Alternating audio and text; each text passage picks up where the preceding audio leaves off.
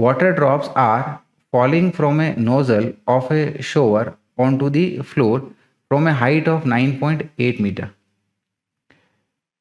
एक शॉवर के नोजल से वाटर ड्रॉप्स जो है वो लगातार फॉल कर रही है, किस हाइट से? 9.8 मीटर की हाइट से फॉल कर रही है।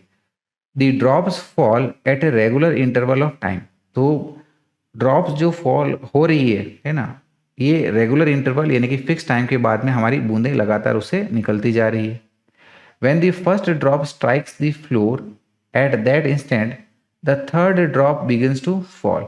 जब हमारी इस ठीक है ना नल से या शॉवर से जो पहली बूंद निकल के जमीन को टकराती है, तो उसी दौरान पर नल से हमारी तीसरी बूंद निकल रही होती है। ठीक है, यानी कि ये कुछ इस तरीके से हमारी सिचुएशन मेंशन करी गई है। तो यहाँ पर ये हमारी पहली जो बूंद है वो यहाँ पहुँच गई है, उस दौरान पर ये तीसरी बूंद यहाँ से निकल रही है, तो ऑब्वियसली ये बीच वाली हमारी ये दूसरी बूंद है। राइट, आगे क्या दिया गया है? आगे दिया गया है कि locate the position of second drop from the floor when the first drop strikes the floor. तो नीचे फ्लोर से ये सेकंड वाली ड्रॉप की जो दूरी है ये कितनी है, ये हमें बतानी है। ठीक है ना, जब हमारी पहली वाली बूंद जमीन को स्ट्राइक कर जाएगी। तो देखिएगा डियर स्टूडेंट्स, हमारी जो बूंदें हैं वो इस तरीके से फॉल कर रही है, और नल और फ्लोर के बीच की जो दूरी है वो भी हमें बता रखी है। ये दूरी कितनी हमें बता रखी है? दिस इज योर 9.8 मीटर, इस तरीके से बता रखी है। तो डियर स्टूडेंट्स, हमें ये एज ए फैक्ट पता है कि जब बॉडी हमारी एक कांस्टेंट एक्सेलरेशन से जा रही है और इक्वल टाइम इंटरवल्स के लिए, ठीक है ना, इनके ये डिस्टेंसेस कवर्ड के बात करें तो ये जो डिस्टेंसेस ट्रेवल होती है ये हमेशा ही हमारे ऑड मल्टीपल्स के फॉर्म में होती है ना।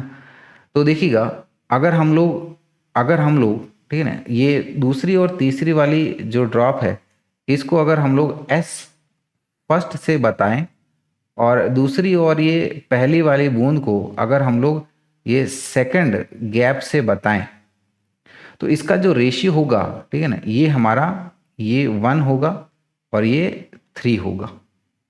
राइट, यानी कि इस पूरी दूरी को अगर हम लोग 4 पार्ट में डिवाइड करें तो ऊपर वाला जो हिस्सा है वो 1/4 है और नीचे वाला जो हिस्सा है वो 3/4 है, 3/4 है। राइट, तो यानी कि यहाँ पर ये कह सकते हैं कि S first is to S second is equal to 1:3। तो अगर हम लोग ये S second is to S fourth की बात करें तो ये पूरा हिस्सा हमारा 4 पार्ट का, तो नीचे वाला कितना है हमारा? ये 3 पार्ट का हुआ। समझ में आ रही है बात? तो यानी कि हम लोग कह सकते हैं S second is to total distance, ये हमारा 3/4 हो जाएगा। तो वी कैन से कि S second is to total distance S, ये हमारा कितना हो जाएगा? 3/4 हो जाएगा, क्योंकि हमें एस सेकेंड ही बताना है और एस हमें पता है। तो from this we can say कि S second is equal to 3/4 of 9.8 और ये हमारा 7.35 मीटर हो जाएगा।